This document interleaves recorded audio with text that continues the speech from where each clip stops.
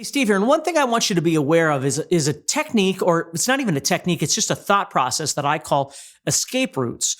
And basically what you're trying to do is you're trying to think about what finger you're going to wind up on after you do something, and what string you're on, and what you're going to do from there. Because in order to, let me show you what I mean. So let's say I'm in the key of G major / E minor. Okay, so I'm using this. I'm using that idea. And let's say I come up the first and second strings here doing the 5, 7, 8. And very simply, because this is very obvious, but I want you to see this, I'm on my pinky on the 8th fret. Which means that my next move, my escape from here, I've got to think about all the options I've got. Now, because I'm already on my pinky, I don't have any fingers available on this side to do anything fancy. So I'm either going to have to continue that direction, because that's where my fingers are, or I'm going to have to shift and figure out what to do. Now, I'm on my pinky, so if I shift up, which makes logical sense, I'm still going to have to descend because I'm on my pinky. You see? So if I thought about it, if I prefaced in my brain that I want to do something different as I'm playing, I'd have to think about strategically lining up on my first finger or some other finger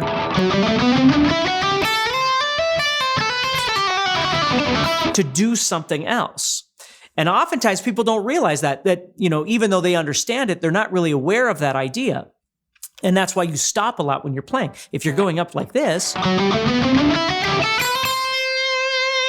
now the only thing you can really do is go back. Now, we could slide, because obviously if I can get to a second string or a third string or something, and I slide, now I can continue on with an ascension of sorts, right? If I do this, I now have that above me that I could do. But I need to always be aware of that as I'm playing. So as I'm shifting around the fretboard, instead of going and getting to the top and being done, I might decide to do something like this.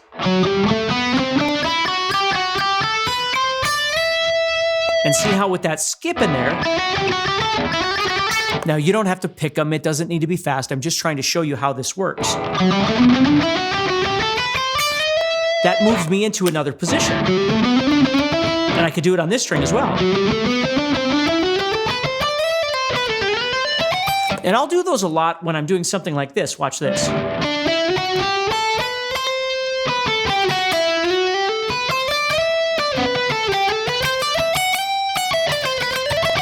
So if you notice, what I'm doing is I'm playing all the way up, I'm getting stuck on that top note, that pinky. And then what I'm doing is I'm moving up one fret, descending, and then my first finger then can escape upward. And you'll hear me do stuff like that a lot when I play. Now, another thing I'll do is I'll literally shift. Let's say I'm doing the same idea. So there, what you'll see what I'm doing is I'm tucking underneath with my first finger.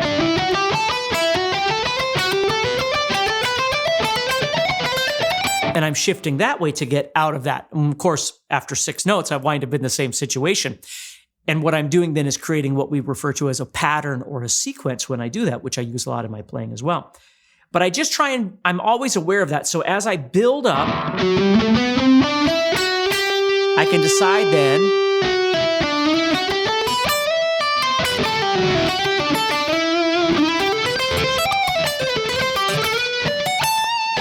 as I'm moving, to decide what my next move is going to be. If I wind up on my pinky, it's going to require me either to reverse and head back down, or it's going to require me to actually have to shift and go somewhere else. Okay, let's do this. Let's do this. We'll stay in this idea here. We'll stay in the E minor idea, G major. So if I did this, it's an arpeggio that I like to play a lot.